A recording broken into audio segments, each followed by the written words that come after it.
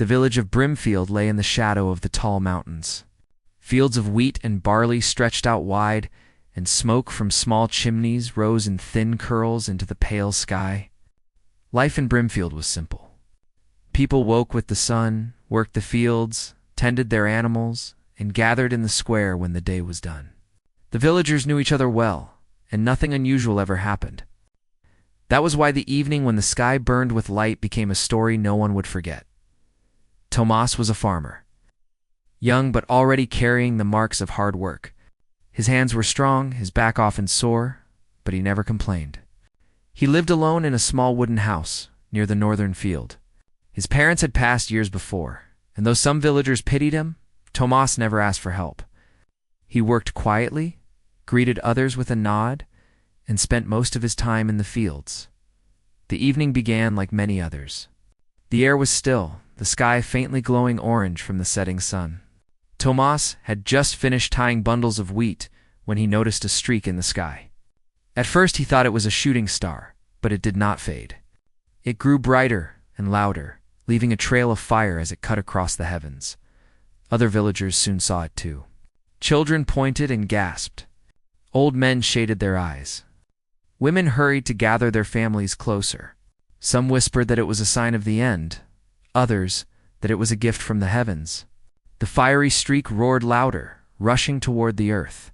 The object struck the field not far from the village. The ground shook, and a cloud of smoke and dust rose into the air. Animals bolted from their pens. People cried out in fear. The elder of the village, a gray-bearded man named Rowan, shouted for everyone to stay back. But fear and curiosity pushed many forward, and soon a group of villagers moved toward the crash site. Tomas was among them. His steps were steady, though his heart beat faster than it ever had. He did not know why he went. Perhaps it was the same pull that had drawn them all. The crater smoked and glowed. The wheat around it had burned, and the soil was black. In the center stood something that looked like a capsule, shaped of dark metal with strange lines carved across it. The air smelled of iron and ash. The villagers gathered around, whispering, afraid to go closer. Then the capsule hissed. Steam burst from its sides and a door slid open with a sound none of them had ever heard. From the smoke, a tall figure stepped out. At first glance, she looked like a woman, but no woman of Earth had such a form. Her skin was a pale silver gray, with scales glinting faintly under the fading sunlight. Her eyes glowed with a golden light, sharp and unblinking.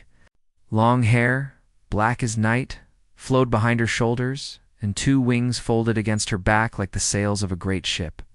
When she moved, the air seemed to tremble. The villagers froze. Some fell to their knees. Others tried to run, but found their legs stiff with fear. Tomas stood still, his breath caught in his throat. The figure stepped forward, her voice ringing clear, though strange. "Humans," she said in broken words. "I come from far stars. I am Draylen." The elder Rowan forced his shaking voice to speak. Who are you, and what do you want?" The dragon lady looked over the gathered villagers. Her gaze was heavy, like a weight pressing down on each of them. Then she said words that no one expected. "I need a husband." The crowd erupted in gasps and cries. Some thought they had misheard. Others laughed nervously, though the sound died quickly under her golden gaze. "A husband?" Rowan repeated, almost choking on the word. "Yes," she said. "Draylen choose mates from strong people. I choose here." Confusion spread like fire among the villagers. Some whispered that she must be mad. Others whispered that she must be dangerous. A few whispered that it could be a blessing. If one of their own were chosen by such a being, the dragon lady did not explain more. She simply folded her arms, wings shifting slightly, and waited. Tomas found himself staring at her. He did not laugh. He did not run. He did not hide. He simply watched. Her eyes, glowing gold, shifted toward him, and for a moment, it felt as though she could see into his very heart.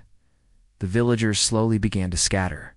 Though many kept their distance, unwilling to leave entirely, Rowan stayed with a small group, trying to reason with her. He asked where she came from, why she had landed here, and what her people wanted. But her answers were short and strange. She had traveled from a far place, searching for worthy people. She had chosen this village, and she demanded a union. Night fell. Torches were lit. The dragon lady stood by her capsule, unshaken by the cold wind. Villagers argued among themselves. Some wanted to chase her away. Some wanted to please her, fearing she had power. Tomas returned to his small house, yet sleep would not come. He kept seeing her golden eyes, hearing her words. A husband. She had spoken it like a command, not a request. But why here? Why humans? Why their quiet village at the edge of the mountains?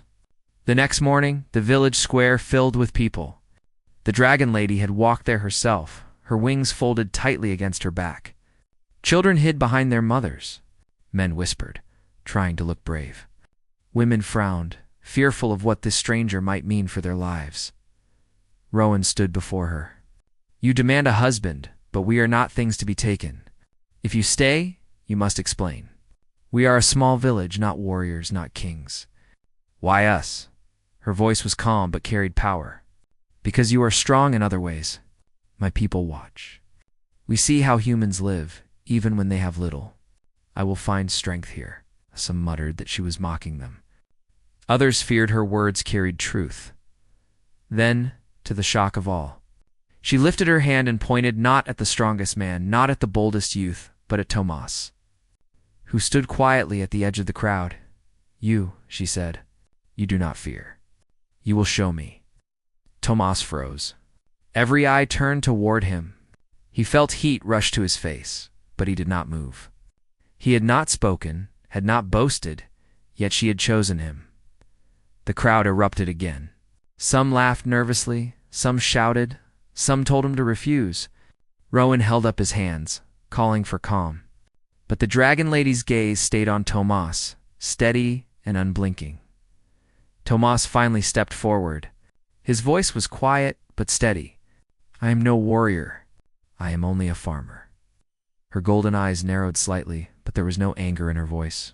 Farmer, strong in earth, strong in patience. That is enough. The villagers fell into stunned silence.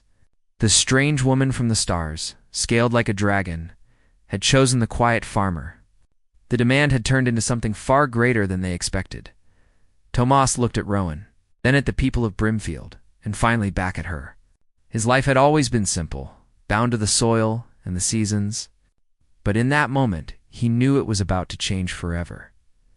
The night came again, and with it the heavy silence of the village. Fires burned low, people whispered in their homes, and the fields lay under the stars. But in the square stood the dragon lady, waiting. Her golden eyes glowed in the darkness, fixed on the man she had chosen, and Tomas, though filled with questions and doubts, felt something stirring deep within, a sense that this was not only the beginning of her story, but also his. Morning light touched the fields of Brimfield, but the peace of the village was gone. People did not rise with calm thoughts of harvest or trade. Instead, they spoke of the stranger who had fallen from the sky.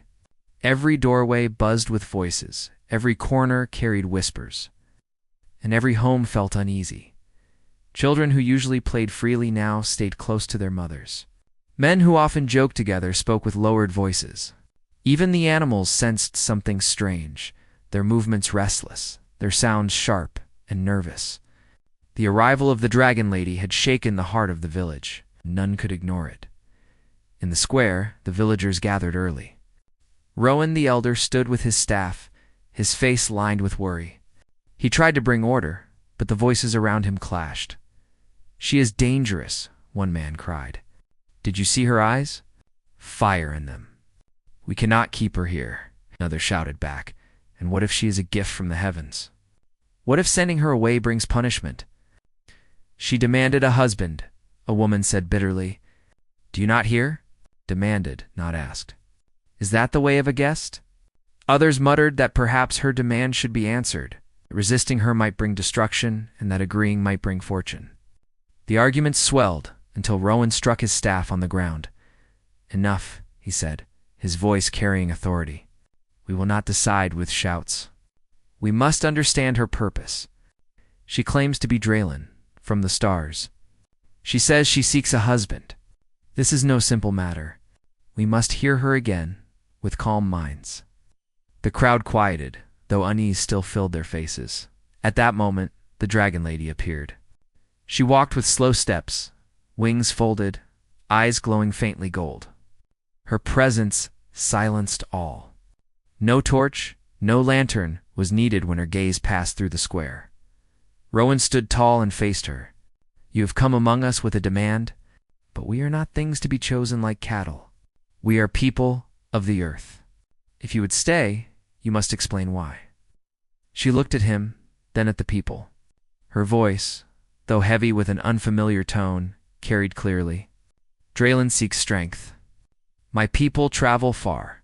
We search for mates who can stand, not bend. I have seen humans. You live with soil, with hardship. You endure. I seek this strength. I must take husband." The words caused another wave of murmurs. Some scoffed. Some trembled. But her eyes did not waver. Then she lifted her hand again, pointing at Tomas. This man, Tomas, standing near the edge of the crowd, froze as every eye turned to him. He felt heat rising in his face, yet he kept his ground.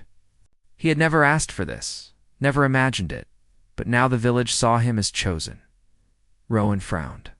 Why him? He is no warrior. He is no leader. Why choose him? She tilted her head slightly, her eyes never leaving Tomas, because he does not hide. He does not boast. He stands with quiet heart. That is strength. The villagers gasped again.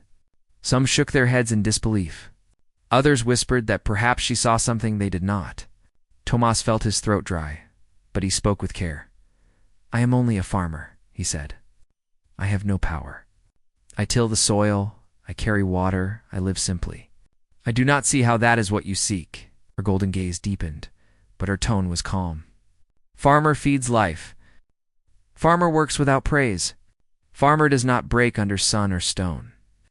That is strength I honor." For a moment, silence ruled the square. Then voices rose again, louder than before. "This is madness," a man shouted. "Why should a farmer be taken by her, and not one of us who can fight? Would you offer yourself?" Another asked sharply, "I will not." "Then hold your tongue." Women clutched their children tighter. Some looked at Tomas with pity, others with fear. To them, he was no longer just Tomas, the farmer. He was the man chosen by a being from the stars. Rowan raised his hand once more. "We must think. We cannot answer in haste. We will gather in the hall tonight. The people will speak, and we will decide how to meet this demand." The crowd broke slowly, though many lingered, still staring at Tomas. He felt their eyes like heavy stones on his back. He wanted to walk away, but his feet carried him only to the well at the edge of the square. He filled a bucket, though he had no need of water. He simply needed something to do, something to make his hands steady again. As he worked, he felt a presence behind him. Turning, he found the dragon lady standing near. She had followed him, silent as shadow. "You fear," she said. Not as a question, but as a statement. Tomas met her gaze, his voice low. "I fear because I do not understand. You come from beyond the stars. You ask for things we do not give lightly. You speak of strength, but I do not know what you truly seek." She tilted her head. "I seek bond. Draylen bond is more than blood. It is joining of strength. I see it in you." Her words were strange, but Tomas felt no threat in them. Instead, he felt the weight of choice pressing on him. That night, the village gathered in the hall, a wooden building used for feasts and councils.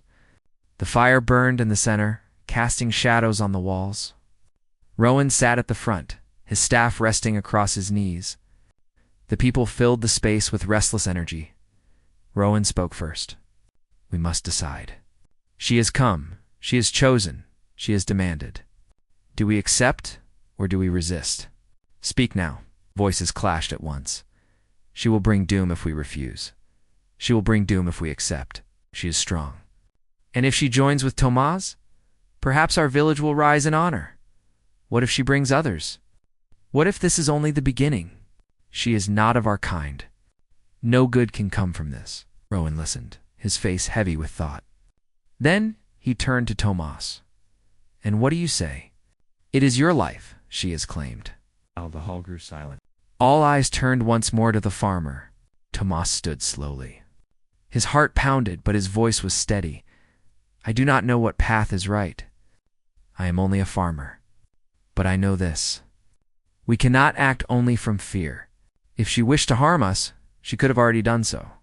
She stands among us and asks, even if her way of asking feels like a demand. I will not run, but neither will I rush. If there is to be a bond, let it be tested. Let her prove what she seeks, and let us prove what we are.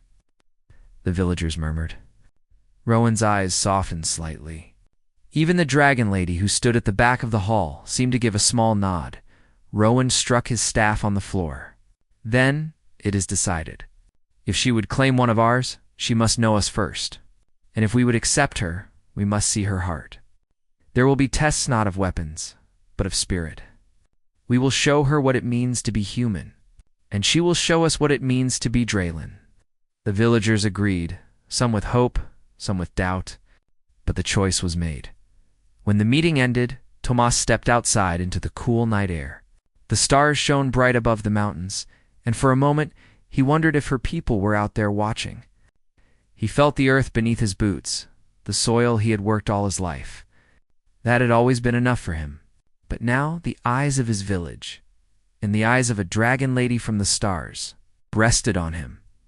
The path ahead was uncertain, but Tomas knew one thing: he would not walk away. The morning sun rose slowly over Brynfield, yet the village was already alive. Farmers who usually went to their fields stayed behind. Shepherds who usually guided their flocks kept them close to home. The dragon lady had declared her demand, and the council had decided on tests. No one could pretend life was the same. The dragon lady stood near the village square. She did not tire, she did not rest, and she did not hide. Her golden eyes watched everything. Children peeked from behind fences, staring at her scales and wings. Some of them whispered she was frightening, others whispered she was beautiful. Tomas tried to live his morning as usual. He went to the well, filled 2 buckets, and carried them to his small house. But as he walked, he felt the eyes of the villagers. Some looked at him with pity, some with curiosity, some with jealousy. He was still Tomas the farmer, yet now his name carried weight he never asked for. Rowan. The elder walked to the square with steady steps. He carried his staff and raised his voice so all could hear. You have come to our home, Rowan, said to the dragon lady. You have asked for one of us, but in our ways nothing is taken without proving its worth. If you wish to bond with one of ours, you must see us. You must understand what makes us human. The dragon lady tilted her head slightly. Tests, she said in her heavy accent. You speak of tests. What tests? Rowan lifted his staff. Not tests of battle. Not tests of fire. We are not warriors with swords. Our strength is of another kind. You will see it, and you will be judged as we are judged.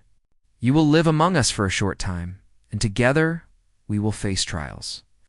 If you understand us, then your demand will not be hollow. If you do not, then you will leave.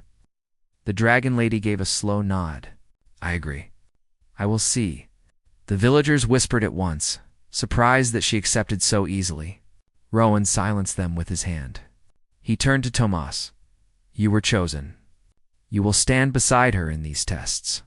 If she sees something in you, let it be proven true. Tomas nodded. He felt a weight in his chest, but he did not turn away. The first test courage, the first trial, came that very day. Rowan led the people to the edge of the woods. The forest was thick and dark, filled with twisting roots and heavy branches. For years, wolves had been a danger there.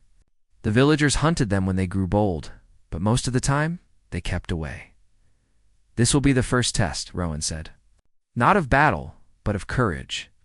A wolf has been seen near the sheep meadow. Tomas, you will go with her. If she wishes to know our strength, let her see how we face fear.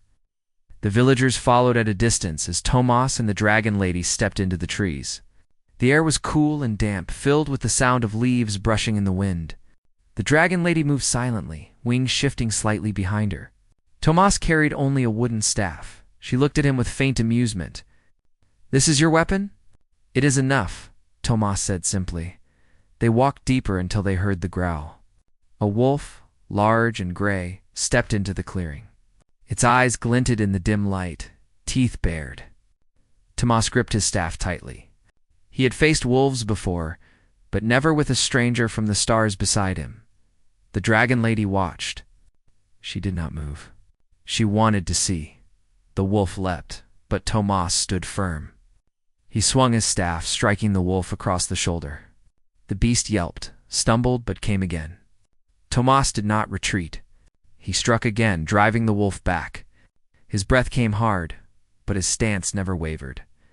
Finally, the wolf growled and turned, disappearing into the shadows. The villagers cheered faintly from behind the trees. Tomas lowered his staff, his chest heaving. He had faced danger not with sword or shield, but with courage and steady will. The dragon lady spoke softly. "You did not run. You did not call for me. You stood." Tomas looked at her. "It is what we do. We face what comes." She gave a slow nod, and for the first time, there was a faint warmth in her golden eyes. The second test, wisdom the next day, Rowan announced the second trial. Strength of heart is not only in standing firm, it is in making choices with wisdom. You will see this today. The villagers gathered in the hall. Two families had quarreled over land near the river. For weeks they had argued, and anger had grown sharp. Rowan declared that this would be the trial. Tomas and the dragon lady sat at the front. Rowan explained the dispute. Both families claimed the same strip of land, both had worked it, and both believed it belonged to them. Voices rose, faces turned red, and the hall filled with noise. Rowan turned to Tomas. "You will guide this? Show her how we solve conflict without blade or fire." Tomas sat in silence for a moment, then raised his hand. The room quieted. He spoke slowly. "Both of you are right in your own eyes. Both of you have worked the land. But land is not only lines and soil. Land is life. If you fight, both will lose. If you share, both will live." The families frowned, still angry. Tomas continued. "The river runs through the land. Let it be the guide. One family may sow in the season of spring, the other in autumn. The land will rest in between, and the soil will stay rich.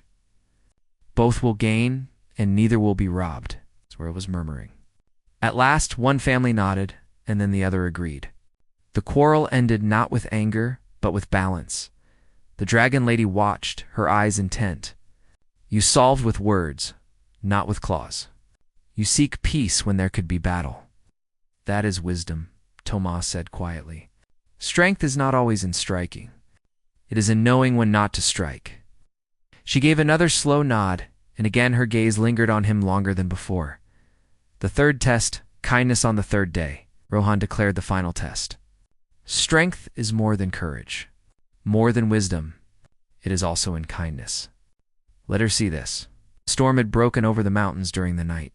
Heavy rain had fallen, and part of the southern field was flooded. A poor family who lived near the edge of the village lost their roof to the storm. Tomas walked there with the dragon lady at his side. The house was small, its walls weak, its roof fallen. The family stood outside, shivering. Tomas did not wait for orders. He picked up tools, lifted beams, and began to work. Other villagers soon joined, carrying wood and straw. The dragon lady stood and watched. "Why do you help?" "You gain nothing." Tomas wiped sweat from his brow. "Because they are our own. If one suffers, we all suffer. We build together, we share together, we live together. That is our way." The villagers worked through the day. The roof was rebuilt, the walls strengthened, and food was brought. By evening, the family had shelter again, and the people sang softly as they worked. The dragon lady's golden eyes softened. For the first time, her voice lost its heavy tone. "You are small, but you stand for each other. You do not leave the weak behind. This is strength I did not know. The realization when the tests were done, Rowan gathered the people again. You have seen us, he said to the dragon lady. You have seen courage, wisdom, and kindness. These are our strengths. Now tell us, do you still demand, or do you begin to understand? The dragon lady stood tall.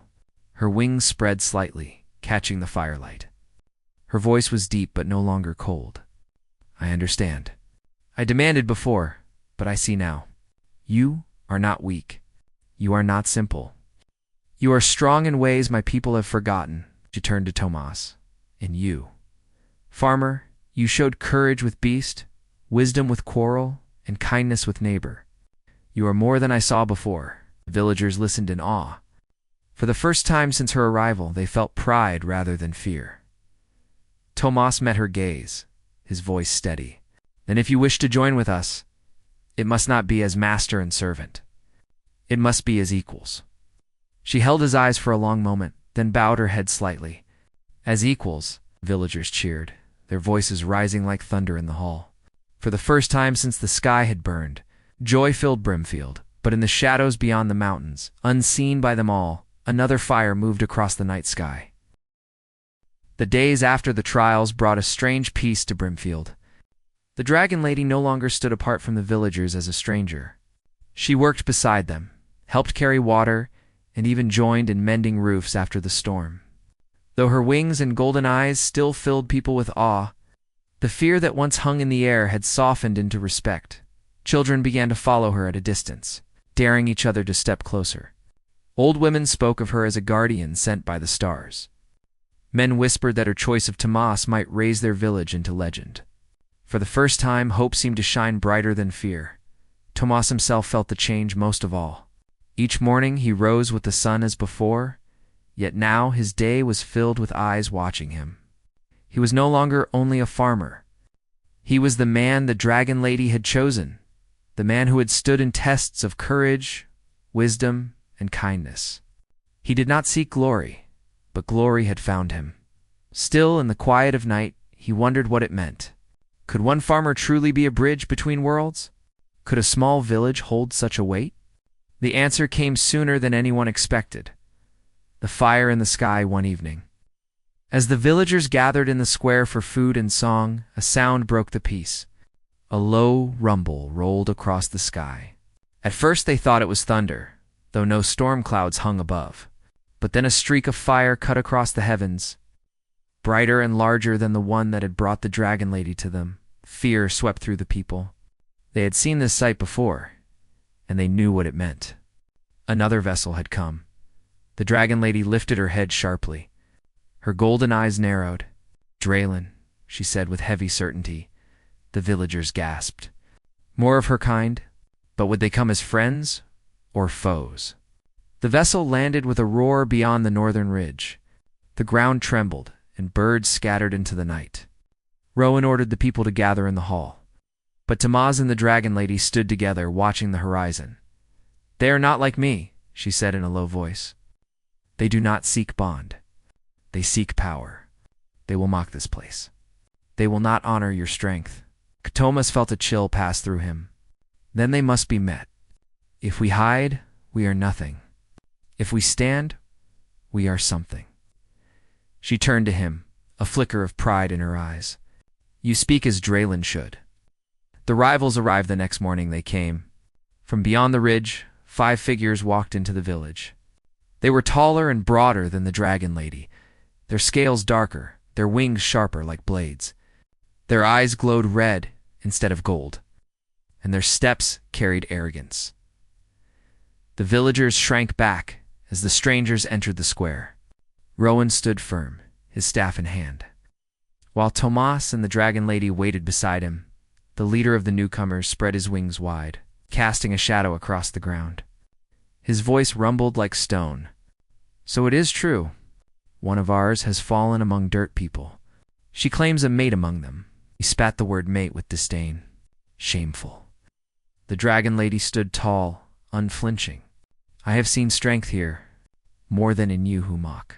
The rival laughed, a cruel sound. Strength. These are soft creatures of mud. They break under storm, they die under claw. You lower yourself by standing with them. Tomas stepped forward.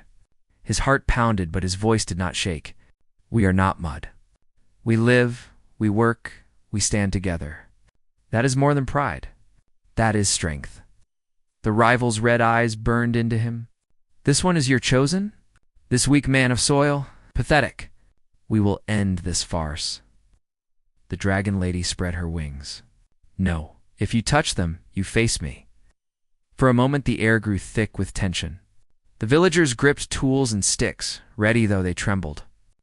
The rivals looked around, sneering at the sight of farmers holding hoes and wooden staves. You think these can stand against us? The leader mocked. Tomas lifted his chin. We stood against hunger. We stood against storm. We stood against wolves.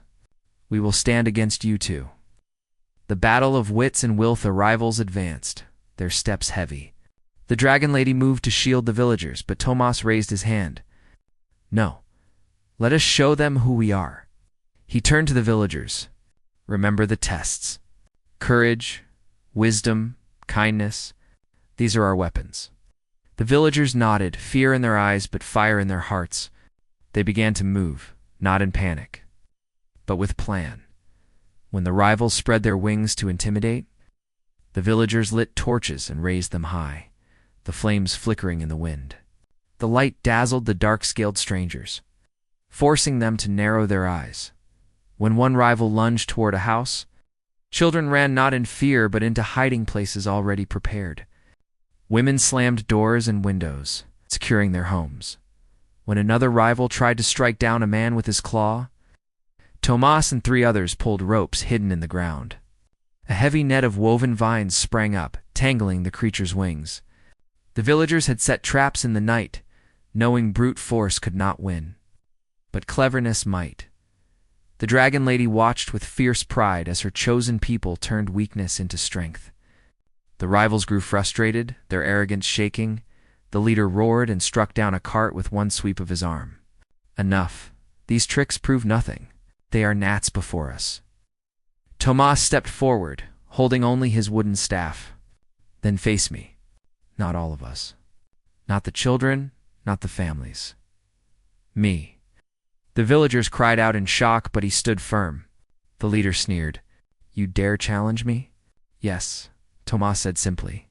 If you believe us weak, then defeat me. If I stand, then you are wrong. The duel square cleared. The villagers stood at the edges, holding their breath. The rival leader towered over Tomas, his wings spread wide, his claws sharp. Tomas held his wooden staff, nothing more. The leader lunged. Tomas dodged, his heart racing. He struck with his staff, hitting the rival's arm. It was like striking stone, yet the rival hissed in annoyance. Tomas moved quickly, not with power, but with patience. Each time the rival struck, Tomas shifted, ducked, or turned. His staff cracked against scales, not to break them, but to show he would not fall. The duel went on, the rival growing angrier with each miss. Sweat poured from Tomas's brow, his arms ached, but he did not give in. At last, the rival swung too wide, his wing catching against a post of the hall. Tomas struck with all his strength against the joint of the wing. The rival staggered, off balance. The villagers erupted in cheers. The rival hissed, his pride wounded more than his body. You shame me, he growled. Tomas lowered his staff, his chest heaving. No, you shamed yourself. By thinking we are nothing? The dragon lady stepped forward, her voice like thunder. It is done. You came to mock, but you were shown truth. These people stand. They are not mud, not weak. They are strong, stronger than your pride. The retreat the rivals glared, but their leader's defeat was clear. With angry hisses, they turned back toward the ridge. The villagers shouted, their voices loud with triumph. For the first time, they felt not only safe, but powerful, as the rivals vanished into the distance. The dragon lady turned to Tomas. Her golden eyes glowed softly. You faced him with nothing but wood and will. This is courage my people have forgotten. Rohan lifted his staff high. Hear this, all of you. We are not small in the eyes of the stars. We are strong, not by claw or fire, but by heart. Let this day be remembered. People cheered, their voices rising into the sky. The sound echoed through the mountains like thunder. That night, fires burned bright in the square. Food was shared, songs were sung, and the fear that had once bound their hearts was gone. They had faced the might of the Draylen and stood unbroken. Tomas sat quietly at the edge of the fire, his staff across his knees. The dragon lady sat beside him, her wings folded, her eyes fixed on the flames. You are more than farmer, she said softly. Tomas looked at her. I am still a farmer, but maybe now I am something else too. She gave a faint smile, the first he had seen on her face. Yes, something else. Above them, the stars shone brighter than eve. The morning after the rival Draylen had retreated, Brimfield was alive with quiet celebration. The village square smelled of smoke from cooking fires and the fresh earth after the recent rain. Birds chirped from the trees at the edges of the village and children ran with laughter that carried a note of triumph. Yet Tomas felt no song in his heart. He walked slowly through the fields, feeling the soil beneath his boots. The battle had ended. The rival Draylen were gone. The dragon lady had seen the courage, wisdom, and kindness of humans. But now came the moment he had not fully imagined, the moment of choice. She had stayed near the square all night, watching over the village. But she did not speak until he approached her. You have faced much, she said. Her voice was softer now, without the weight of command. You have proven the heart of humans. You and your people are strong. Tomas looked at her, meeting her golden eyes. I know now we are not weak. But what does this mean for us? For me? The dragon lady spread her wings slightly, lifting the morning light to reflect off her silver scales. It means I have chosen. But now I ask you to choose as well. It's not because I demand it, but because it must be willing, not forced. Tomas felt the weight of her words. The entire village had watched him, cheered him, and even relied on him during the trial with the rivals. Yet he was still a farmer, small in comparison to her height and strength, small in comparison to the worlds she had traveled. Could he truly join her? Could a human stand with a being from the stars and beyond? He took a deep breath. I will not lie. I am afraid. I do not know the ways of your people. I cannot fly your skies or match your power, but I have seen that we are more than we thought. I have seen that our hearts can stand against yours and against the stars themselves. The dragon lady's eyes softened. And that is why I see you as my equal, not because of strength of arm, but because of strength of heart. The villages witnessed the villagers began to gather as the morning grew warmer. They did not speak, they did not cheer, simply came to watch. For years their lives had been quiet, yet now they were part of something larger than themselves. They watched Tomas, their farmer, chosen by a being from the stars. Standing beside her, who had once demanded a husband, Rowan, the elder, stepped forward. Tomas, he said, his voice calm but full of weight. What will you choose? Remember that your choice is not only for yourself, but for all of us. If you leave with her, the village remains. But your bond will change the world around you. Tomas looked around. Faces of friends, neighbors, children, and elders stared at him. Their trust, their pride, and their hearts rested in his decision. He breathed in, feeling the cool mountain air. He turned back to the dragon lady. I will go, he said, not because I am unafraid, but because I trust what we have built, not because I know all paths, but because I will face them with you, together. Her golden eyes shone with warmth, and it is not demand, it is choice, it is bond. What? Ceremony of choice. The village prepared for a ceremony unlike any before. No one had ever celebrated the joining of human and Draylen, yet everyone participated. Fires were lit in the square. Songs were sung, simple songs of courage and life. Children brought flowers, women prepared food, and men carried wood to build a platform in the center. The dragon lady stood tall on the platform, wings folded but gleaming in the sunlight.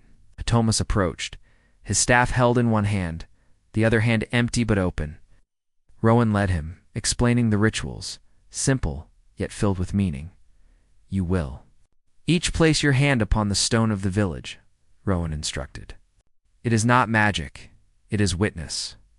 It is a promise between worlds. You swear not only to each other, but to those who stand with you. Tomas took her hand. It was warm, strong, yet gentle.